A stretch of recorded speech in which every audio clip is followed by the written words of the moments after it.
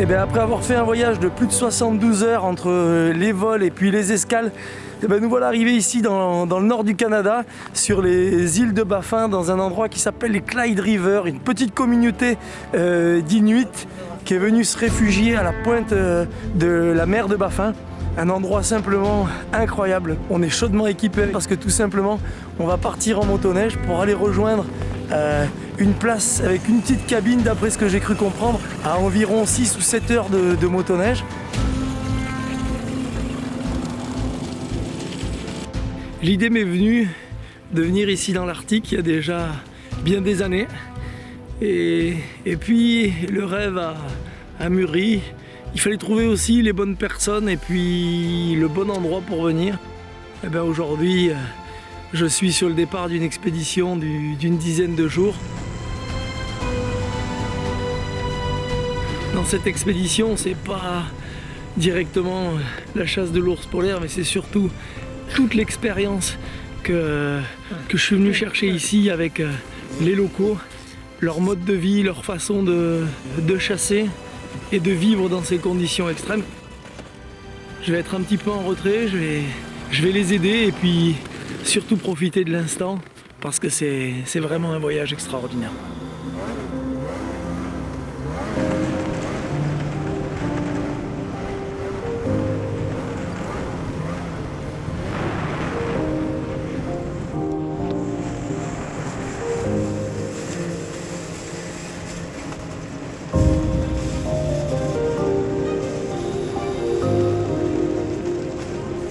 On a fait quasiment 200 km là déjà et on a traversé des fjords, on a traversé des montagnes, on a vraiment eu des conditions super pour voyager aujourd'hui. Et là maintenant il y a le soleil qui se lève avec du ciel bleu. Il nous reste encore environ 1 heure de motoneige pour rejoindre la petite cabine et le camp là où on va s'installer dans Home Bay, ça s'appelle. Peak up there, okay? We go glasses, says full breakfast. This spot is good.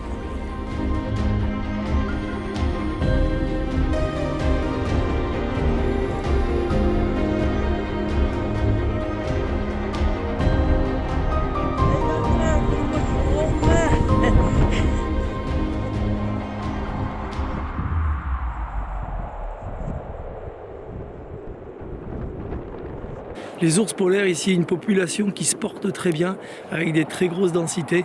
D'ailleurs, il y a quelques permis, ce qui permet aux Inuits de chasser pour se nourrir et pour partager ça au village. Voilà, un peuple encore où la chasse fait partie de manière intégrante de leur mode de vie.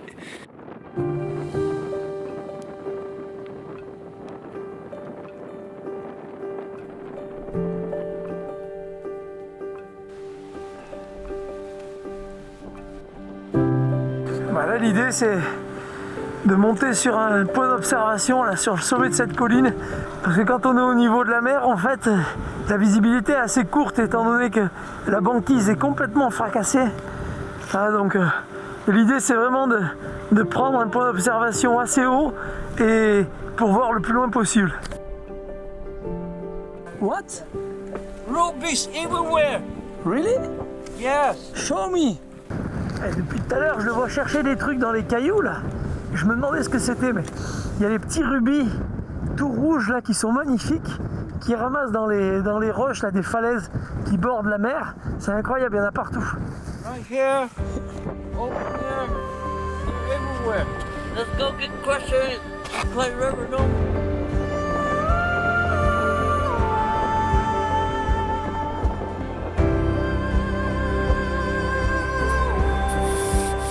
Quand je vois comment ils s'organisent pour pouvoir faire ces expéditions, partir pendant des semaines et des semaines pour aller à la chasse et puis pour ramener ou de la viande de caribou ou du phoque et de temps en temps un ours polaire.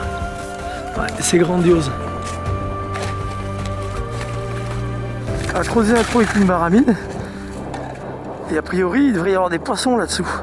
On va peut-être essayer d'attraper quelques articles chars pour manger.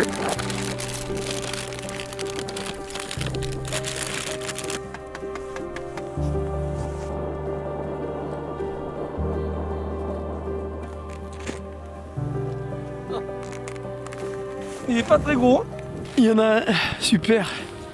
Il a l'air pas mal. Ah, c'était sympa en tout cas de faire cette petite expérience de pêche sur le lac.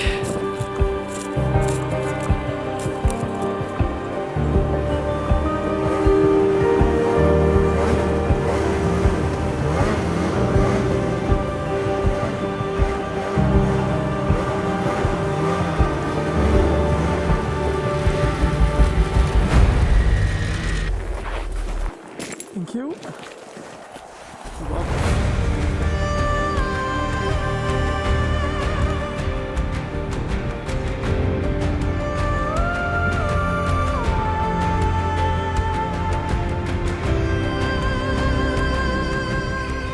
Incroyable, une perdrix blanche. Magnifique perdrix blanche. Ils appellent ici ça ptarmigan.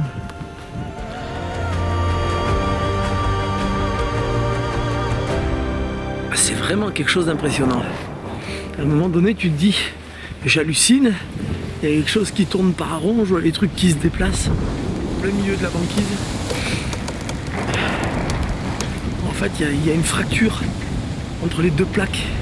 Et de manière constante et régulière, à la vitesse d'un homme qui marche, tu as cette plaque devant qui est fixe et derrière qui avance. Mais c'est impressionnant.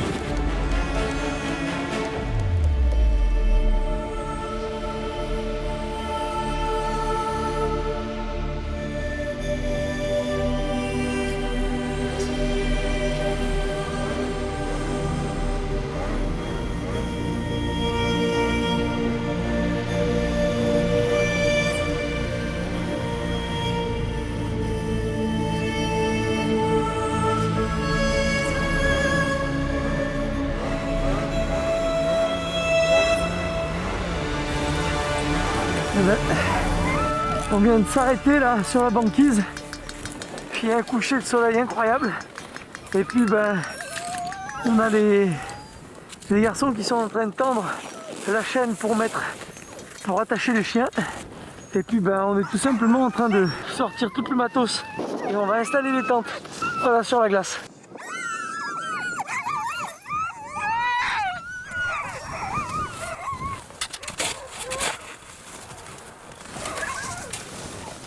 Bon, là, l'installation, elle est vraiment très rustique. Ce que je suis en train de faire, c'est un igloo. Tu vois, avec de la neige, je vais isoler pour pas que le vent il passe par-dessous. Donc je prends la neige sur le côté, et tu vois là, on est sur la glace. Dessous, il y a la mer de Baffin. Tu sais que tu montres ça à des gens normaux, tout le monde part en courant. Fabuleux. C'est mieux que du 5 étoiles, là on est dans un relais château. Être sur la banquise, sur la mer de Baffin, excuse-moi, mais c'est pas tous les jours qu'on pourra le faire. Hein. Nice day, nice night, sleep time. Sleep time? Yes, right away. What have you seen there?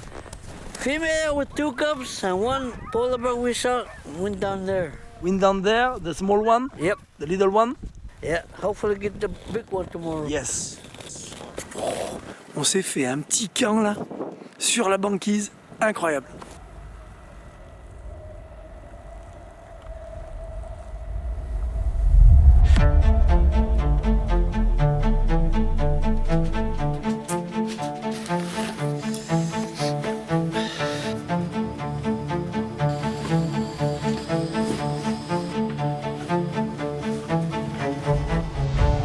Je pensais qu'en Sibérie j'avais connu le froid, mais en fait dans l'Arctique c'est encore pire. On démonte tout le camp. On a décidé de changer de zone parce que ce matin, finalement on s'est rendu compte qu'il n'y avait pas d'ours ici du tout dans le secteur. Donc on reprend les motoneiges, on va remettre les chiens, on démonte les tentes et puis c'est parti.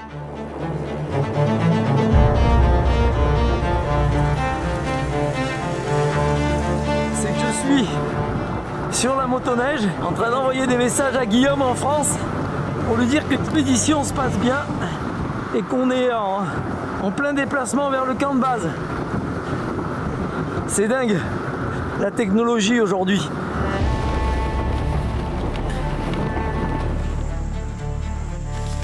honnêtement, ça caille. Cet endroit, il est dingue. Perdu en plein milieu des montagnes, tu tombes dans un fjord là. C'est quand même grandiose. Vivre ici, honnêtement, ça relève de l'explorer. Les animaux et les humains qui vivent ici sont vraiment adaptés et je peux te dire que d'où on déguste. Ici, il n'y a pas besoin de le mettre au congélateur, moins de 30 degrés. La viande, elle se conserve sans aucun problème. Good meat. Il la coupe avec son couteau très fine et il la mange. Écoute, à mon avis, ici, il faut se satisfaire de pas grand-chose. Il faut faire comme eux, les Inuits.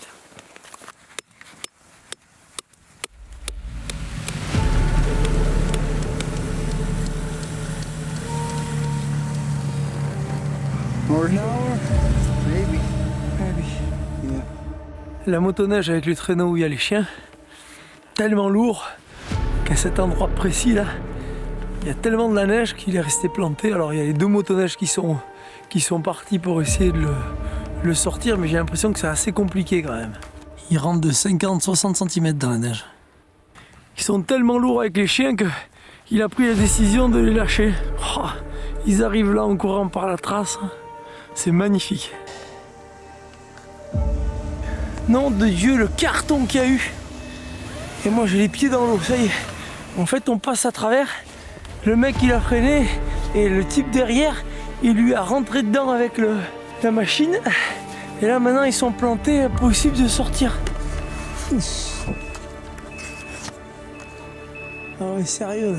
On a évité la catastrophe. On aurait pu finir au fond de la baie.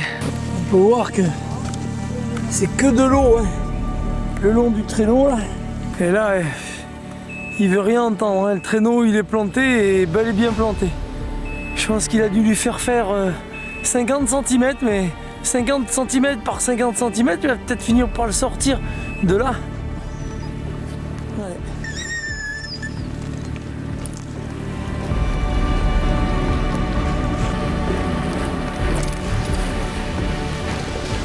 Oh, incroyable.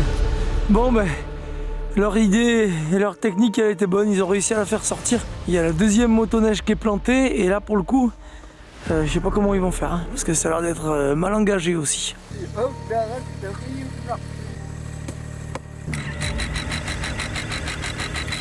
Moi j'aurais fait dans l'autre sens, j'aurais tiré le traîneau vers l'arrière pour redresser et remettre de niveau la motoneige. Eux ils vont le tirer vers l'avant. Bon, je suis pas inuit et je suis pas spécialiste de la motoneige. Donc je donnerai pas mon avis en tout cas aujourd'hui.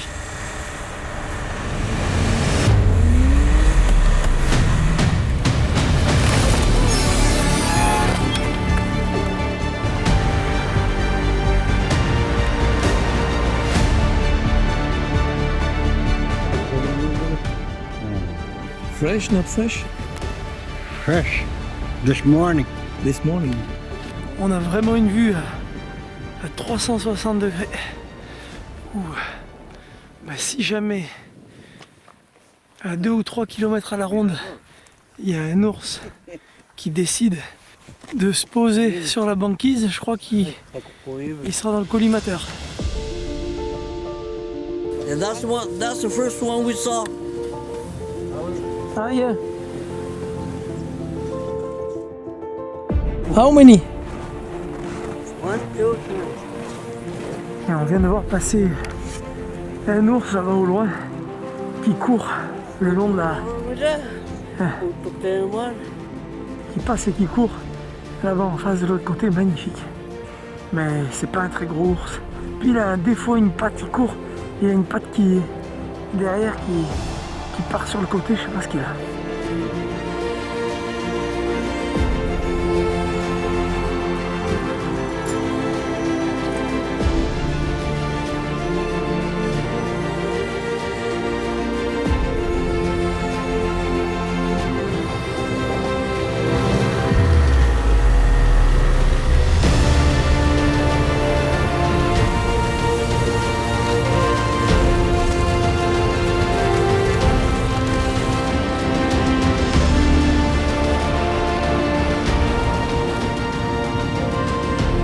C'est comme d'habitude, il n'y a pas de porte. Elle a été cassée par un ours, regarde. Là, la porte, elle est là. Là, l'ours, il a arraché la porte. Ouais, la neige, j'ai l'impression qu'elle est bien remplie quand même. Ah, mais ça s'enlève, tu vas voir. Little bit of work to do. Côté intérieur, là, il y a le sas avec le hall d'entrée. Là, il y a 2 mètres de neige.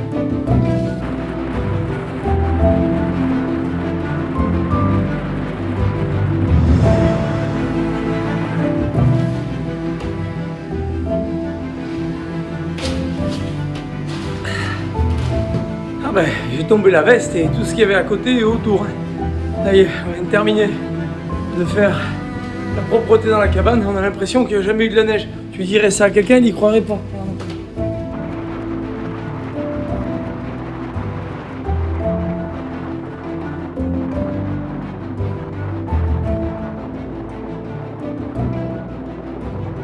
Retour au camp. On a fait une belle journée. Malheureusement, on n'a rien vu. On a vu que des traces. Mais bon, les paysages sont énormes. Je rentre parce que je suis transit froid.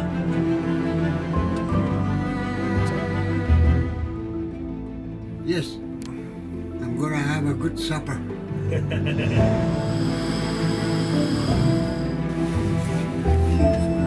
Very delicious food. This is caribou meat. Yep. On entend les mouches voler.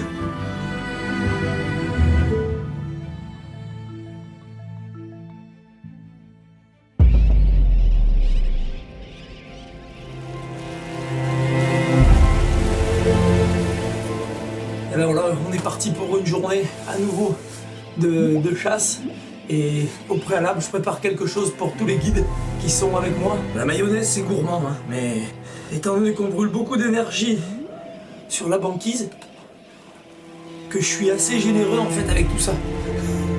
Voilà.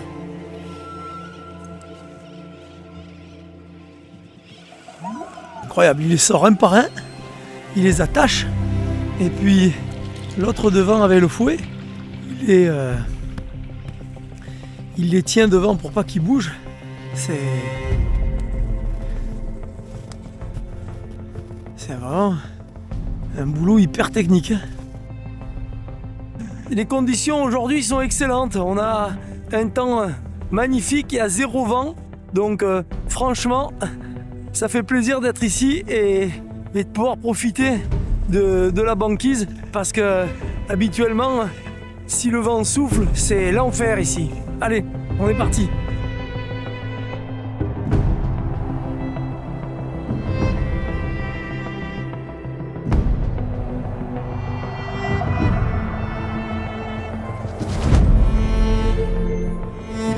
On a les premières traces. On peut voir que vraiment sur cette zone, il y a de l'activité. J'en ai vu 2 au loin là-bas, très loin.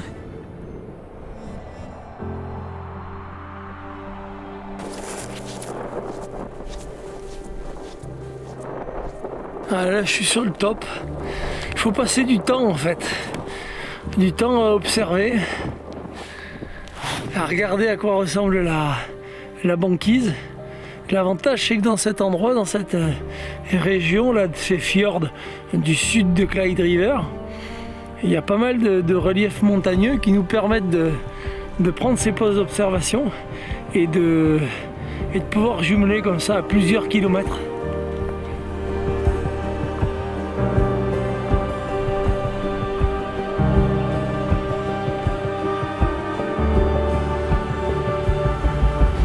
Ici, je sais pas comment décrire ça, mais c'est l'infini en fait. Tout est plat, c'est même légèrement bombé. On a l'impression que, d'ailleurs c'est pas une impression, on sent vraiment qu'on se trouve sur le toit du monde, le plus au nord de la planète.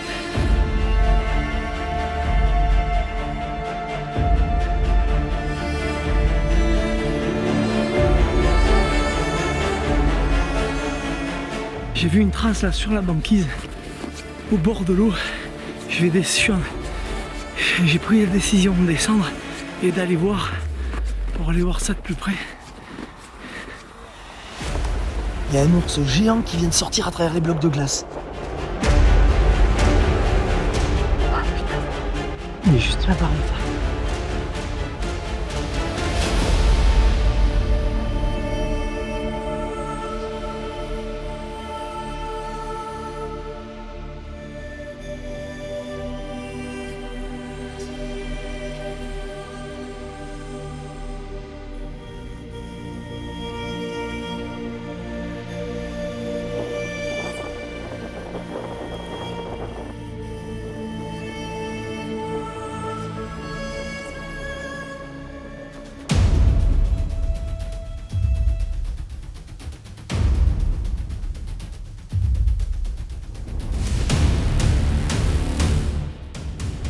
C'est quand même une observation quand même incroyable.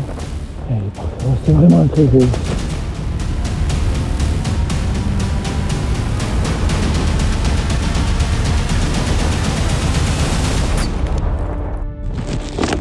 Ah, il est mort. Il est mort, il roule. Il roule. Il n'y aura pas besoin de le retirer. J'ai tiré un ours polaire. Ça met énormément d'émotions et puis tout ce qu'il a fallu faire pour arriver jusqu'ici. Et puis c'est un partage avec les locaux qui vivent aujourd'hui de la chasse et de la chasse de l'ours blanc. En tout cas, ils se nourrissent avec cet animal. C'est encore un pays où la chasse sert à nourrir un peuple, le peuple du Nunavut. La chasse de l'ours polaire aussi. Aujourd'hui, on ne peut pas imaginer, les populations d'ours ici sont présentes, avec des très bons effectifs, avec des très bonnes populations. Et comme dans tous les pays, pour la régulation d'espèces, on a le droit de le tirer. Et on va mettre le tag maintenant au nez. C'est un peu comme chez nous en France. On a des licences avec des bracelets et là pour le coup, on doit la poser dans une narine.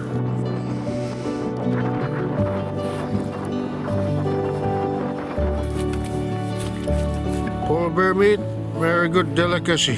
We try not to waste any part of the meat we get. So all this meat here goes back to the people of Coral Harbor. We distribute every possible meat, and everybody's happy. The remaining carcass we are leaving to whatever predator that belongs here. So it's a win-win for both sides. Et c'est important pour eux de dire qu'on laisse aussi quelque chose pour la nature. Et c'est exactement ce qu'ils viennent de faire. Voilà. Franchement, on n'imagine pas tant qu'on l'a pas vécu une expérience comme celle-là.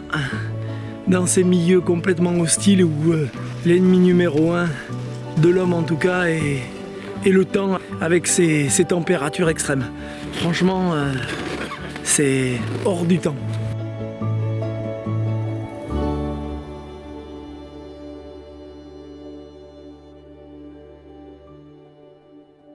Vis notre prochaine expédition, abonne-toi et active la cloche.